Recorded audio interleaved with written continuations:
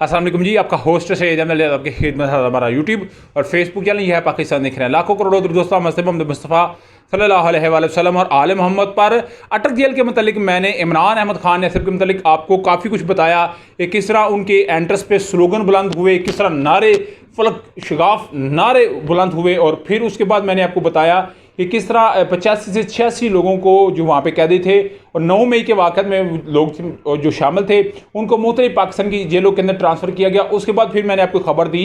कि तरीके साहब के चेयरमैन ने कोई व्हाट्सएप के ऊपर कोई कोड वर्ड के अंदर बात की है, जो फंसिंग की गई, कोई 150 के करीब लोग हैं जो अलो नहीं होता जेल के अंदर मगर व्हाट्सएप इस्तेमाल कर लेते हैं एहलकार है, तो उन तमाम का इस वक्त जो है वो इन्वेस्टिगेशन जारी है कि क्या मामला हुआ है। मगर इस सारे मामले में अगर देखा जाए तो इस वक्त मामला बिल्कुल उल्टा कर दिया है तरीके इंसाफ के चेयरमैन ने, और इस्लामाबाद से एक बड़ी खबर है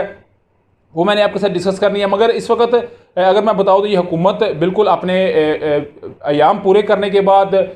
ख़त्म हो चुकी हुई है, मगर अभी एक नया मरहला जो है वो स्टार्ट उस वक्त होगा जब एक निगरान सेटअप आएगा। उस निगरान सेटअप के बाद क्या होगा, ये एक बड़ा मंबा है। और नुसरत जवेद का मैंने आपको बता दिया हुआ है कि खुदकशी सियासी तौर के ऊपर नून लीग और पीपल्स पार्टी कर चुके हुए हैं। आपने याद रखना है इमरान अहमद खान नसब की दरख्वास्त ये भी दी गई थी कि इमरान अहमद खान नसब को जेल से यानी कि अटक जेल से निकाल के अडयाला जेल में मुंतकिल किया जाए ताकि उनका जो मामला है वो चल सके। इस वक्त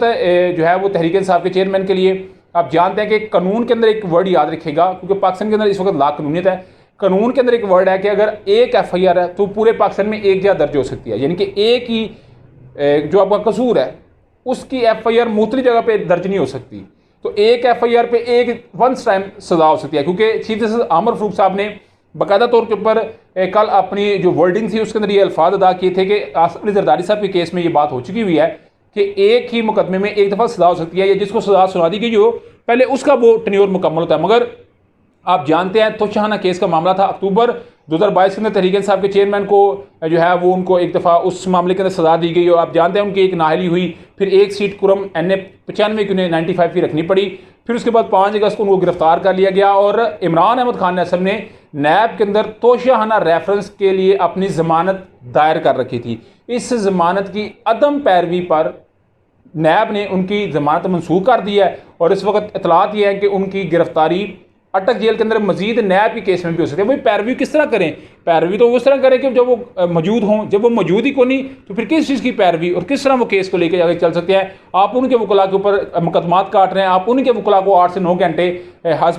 हब्से बेजा के अंदर रख रहे हैं, तो वो क्या करें, किस तरफ जाएँ? उधर 190 मिलियन स्कैम जो है वो पाउंड का मामला है, तो उस केस के अंदर आप जानते हैं कि सुप्रीम कोर्ट के पास पैसा है, और इसमें ना तहरीक इंसाफ के चेयरमैन का कोई फ़ायदा है ना बुशरा बेगम का कोई फ़ायदा है। सिर्फ उनका कसूर ये है, उनका जुर्म ये है, उनका कसूर ये है कि उन्होंने पाकिस्तानी लोगों को तलीम के जेवर से आरास्ता करना था, और वहाँ पे फ़िका की, वहाँ पे दीन की तबलीग हम भी पढ़े हैं, आप भी पढ़े हैं, पढ़ भी रहे हैं, मगर इस तरह की अभी तर्जमे का इमरान अहमद खान ने ऐसे आगे बात की है ना, तो उन्होंने दीन की तरफ जो है वो राग़िब करना चाहे, मगर कुछ लोगों को जो है वो क्योंकि ये हजम नहीं हो गया हमारे बच्चे नहीं पढ़ सके, तो फिर इमरान अहमद खान ने कौम के बच्चों को क्यों पढ़ा रहा। तो 190 मिलियन पाउंड स्कैम का जो मामला है उसमें भी तहरीक इंसाफ के चेयरमैन ने नैब में एक दरख्वास्त दी हुई थी जमानत की, उसको भी मनसूख करके तो उसमें भी गिरफ्तारी हो सकती है, यानी कि तोशाहाना में भी गिरफ्तारी, नैब 190 मिलियन स्कैम पाउंड उसके अंदर भी गिरफ्तारी। मगर वही बात मैंने आपको बता दी कि पाकिस्तान के अंदर क्योंकि लाकानूनियत है तो इसमें तहरीक इंसाफ के चेयरमैन को क्या रिलीफ मिलेगा, ये एक बड़ा सवाल होगा। मगर मुझे नहीं लगता अदालतें इस मामले को उड़ा भी सकती हैं। मगर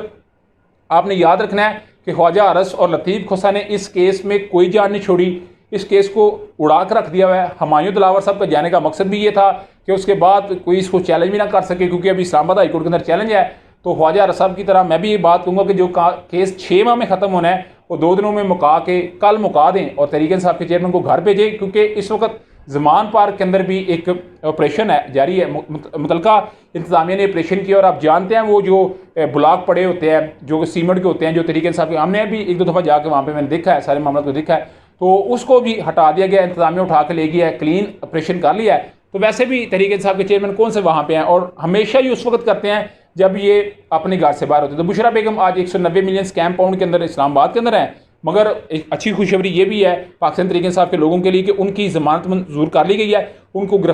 उनकी गिरफ्तारी से रोक दिया गया है। तो